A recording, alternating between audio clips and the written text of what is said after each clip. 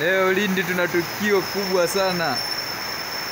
Mvua inanyesha nyingi, lakini hali kama mnavyoiona, jua linawaka na jua kali kweli kweli, yani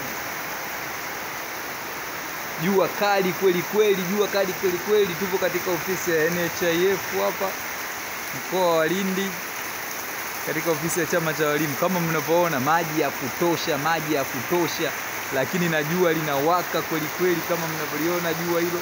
Tena jua linachoma kabisa, linaunguza. Yaani hatari kweli kweli. Kweli ndio miujiza ya Mungu.